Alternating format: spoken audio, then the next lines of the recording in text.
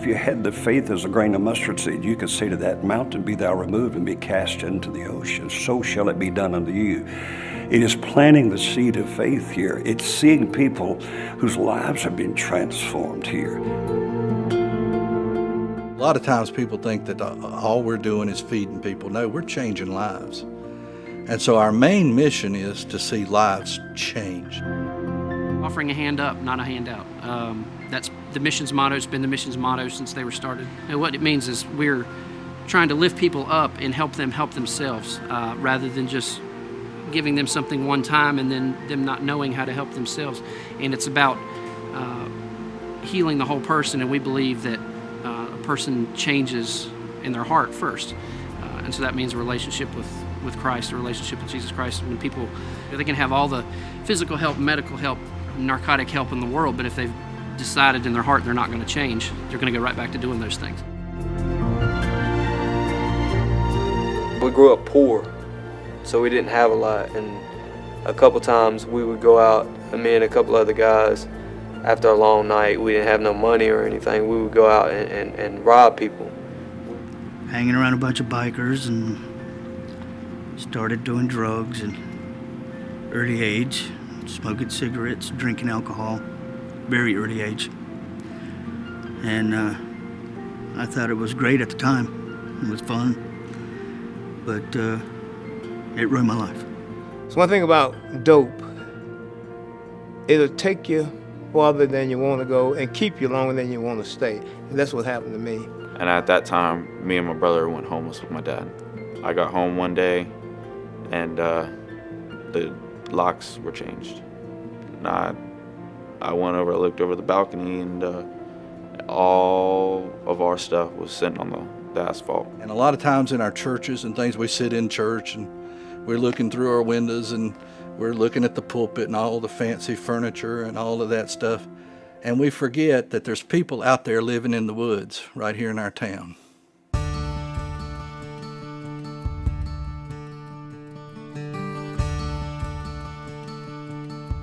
What I was impressed with about the Rescue Mission, that they're recycling lives. They are taking men and women who perhaps feel like they don't have another chance, or they're at the rock bottom of their life through whatever experience they've had.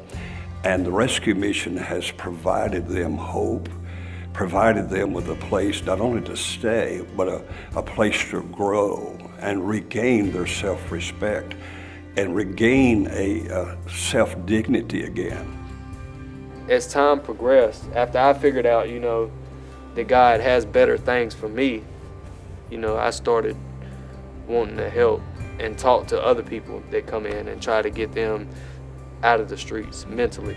I'm sober, but I'm still on cloud nine, if that makes any sense at all. I wonder how would it feel just to be a normal man again.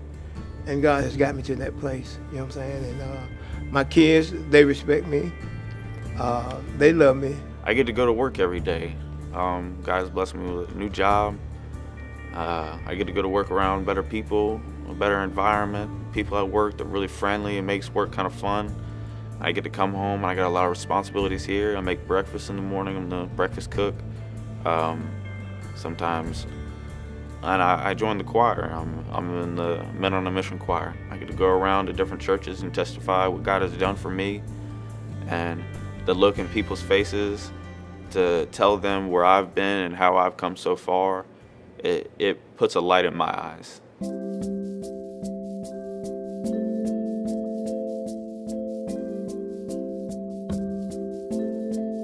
lot of times people think that we're just here for young girls that have gotten pregnant out of wedlock, but we're here for other moms too that need us. Sometimes they need a pregnancy test.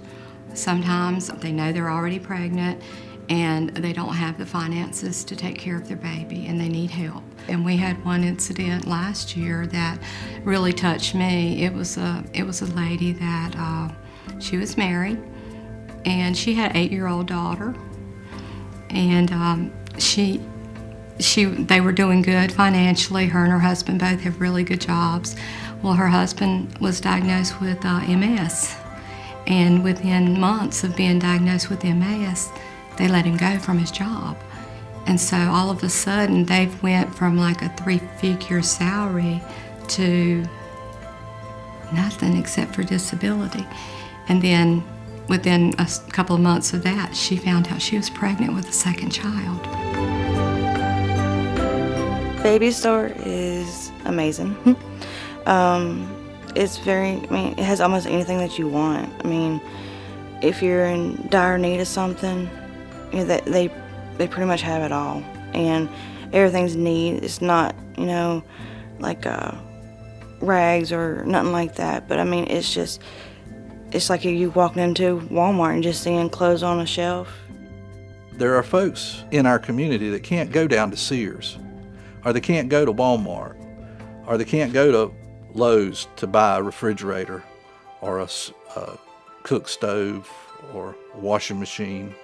They can't afford it, but they can go down to the store.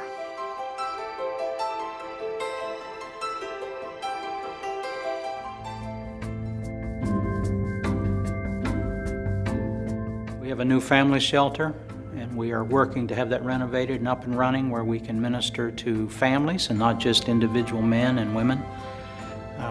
That's been a need that we've observed over the years, but we just haven't had the facilities to do that. But the Lord has made provision for us, so we're in the process of renovating that. It's going to take financial resources to get it renovated and up and running, and we're hoping to have that by this coming calendar year. One word I think would describe this ministry, that it offers hope. Redemption. Service. Grace. Love. Warriors in Christ. People out there that are not aware of the mission, it is here. It's a faith-based mission. It's based on what people want to do voluntarily. It's beyond just giving money, but it's giving time. It may be make a telephone call on the phone, spend an hour on the phone. It may be coming by to help in a special project like a Thanksgiving meal or Christmas banquet. It may be just coming sometime during the week and say, is there something I can do? There's plenty to do because we're investing in a lot of lives. The mission can be just the beginning of a new life.